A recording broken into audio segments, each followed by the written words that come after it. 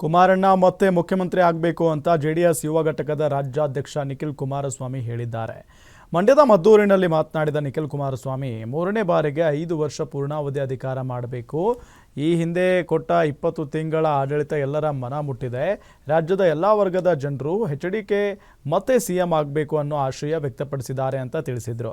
ರಾಜ್ಯದ ಕೃಷಿ ಸಚಿವರೇ ಏನು ಮಾಡ್ತಿದ್ದೀರಾ? ಕುಮಾರಣ್ಣ ಅವರು ದೆಹಲಿಯಲ್ಲಿ ರೈತರಿಗೆ ಏನು ಮಾಡಬೇಕೋ ಮಾಡ್ತಿದ್ದಾರೆ, ನೀವು ಏನು ಮಾಡಿದ್ದೀರಾ ಹೇಳಿ ಅಂತ ಸಚಿವ ಚಲುವರಾಯಸ್ವಾಮಿಗೆ ತರಾಟೆಗೆ ತೆಗೆದುಕೊಂಡ್ರು. ಭೇಟಿ ಕೊಟ್ಟು ಇನ್ನು ನಾನು ನವೆಂಬರ್ ಕತೆ ನನಗೆ ಗೊತ್ತಿಲ್ಲಪ್ಪ. ಅದೆಂಥದ್ದು ಕ್ರಾಂತಿ ಆಯ್ತದೆ ಅಂತಾರೆ. ಕ್ರಾಂತಿ ಮಾಡೋರು ಯಾವತ್ತು ಕ್ರಾಂತಿ ಮಾಡ್ತೀವಿ ಅಂತ ಹೇಳಿ ಮಾಡೋದಿಲ್ಲ. ಕ್ರಾಂತಿ ತಾನಾಗ್ತಾನೆ ಆಗಬೇಕು, ಉದ್ಭವ ಆಗಬೇಕು ತಳಮಟ್ಟದಿಂದ. ನಮಗೆ 100ಕ್ಕೆ 100 ವಿಶ್ವಾಸ ಇದೆ. ನಾನು ಈಗಾಗಲೇ ರಾಜ್ಯ ಪ್ರವಾಸ, ರಾಜ್ಯ ವ್ಯಾಪ್ತಿ ಬಹುತೇಕ ಜಿಲ್ಲೆಗಳು, ತಾಲೂಕುಗಳಿಗೆ ಈಗಾಗಲೇ ಹೋಗ್ತಾ ಇದ್ದೇನೆ. ಮೊನ್ನೆ ರಾಯಚೂರಿಗೆ ಹೋಗಿ ಬಂದೆ. ರಾಯಚೂರಿನ ನಮ್ಮ ದೇವದುರ್ಗ, ಮಾನ್ವಿ, ಸಿಂಧನೂರು ಈ ರೀತಿ ಅನೇಕ ಕ್ಷೇತ್ರಗಳು ಭೇಟಿ ಕೊಟ್ಟಿದ್ದೆ. ಜನರ ಅಭಿಪ್ರಾಯ, ಜನತಾದಳ ಪಕ್ಷ ಕಮ್ಮಿ ಅವಧಿ ಆಡಳಿತ ಮಾಡಿದರೂ ಕೂಡ ಆ ಅವಧಿನಲ್ಲಿ ಜನಗಳ ಮನಸ್ಸನ್ನು ಮುಟ್ತಕ್ಕಂಥ ಕಾರ್ಯಕ್ರಮ ಕೊಟ್ಟಿದ್ದರು. ಜನತಾದಳ ಪಕ್ಷ, ಕುಮಾರಣ್ಣ ಅಂತ ನಾಯಕ ಮತ್ತೆ ರಾಜ್ಯದ ಮುಖ್ಯಮಂತ್ರಿಗಳಾಗಬೇಕು ಅಂತಕ್ಕಂಥದ್ದು JDS ಪಕ್ಷದ ಕಾರ್ಯಕರ್ತರ ಭಾವನೆ ಅಷ್ಟೇ ಅಲ್ಲ, ಈ ರಾಜ್ಯದ ಜನತೆಯ ಕಟ್ಟಕಡೆಯ. ಇನ್ನು ನಾನು ನವೆಂಬರ್ 1 ಇವತ್ತು ನಾನು ಈ ಸಂದರ್ಭದಲ್ಲಿ ಹೇಳಬೇಕಾಗ್ತದೆ, ಉಸ್ತುವಾರಿ ಮಂತ್ರಿಗಳು ಹಿರಿಯಕರಿದ್ದಾರೆ. ಅವರ ಹಿರಿತನದ ಮೇಲೆ ನನಗೆ ಗೌರವ ಇದೆ.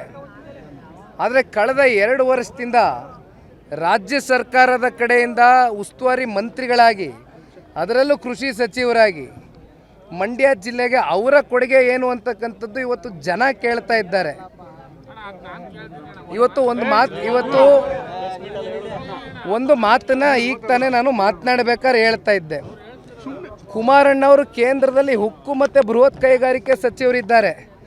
ಆದರೆ ಇವತ್ತು ನಮ್ಮ ರಾಜ್ಯದಲ್ಲಿ ರೈತಾಪಿ ವರ್ಗ ಸಂಕಷ್ಟದಲ್ಲಿದ್ದಂಥ ಸಂದರ್ಭದಲ್ಲಿ ಒಂದು ತಂಬಾಕು ಬೆಳೆಗಾರರ ಪರಿಸ್ಥಿತಿಗೆ, ಜೊತೆಯಲ್ಲಿ ಇತ್ತೀಚೆಗೆ ಮಾವು ಬೆಳೆಗಾರರ ಪರಿಸ್ಥಿತಿಗೆ ಸ್ಪಂದಿಸಿದ್ದು ಇಲ್ಲಿನ ನಮ್ಮ ರಾಜ್ಯ ಸರ್ಕಾರದ ಕೃಷಿ ಸಚಿವರಲ್ಲ, ಸನ್ಮಾನ್ಯ ಕುಮಾರಣ್ಣ ಅವರು. ಹಾಗಾಗಿ ಇವತ್ತು ಕುಮಾರಣ್ಣ ಅವ್ರನ್ನ ಜಿಲ್ಲೆಯ ಜನತೆ ಆಶೀರ್ವಾದ ಮಾಡಿ ಏನು ಕಳಿಸ್ಕೊಟ್ಟಿದ್ದಾರೆ.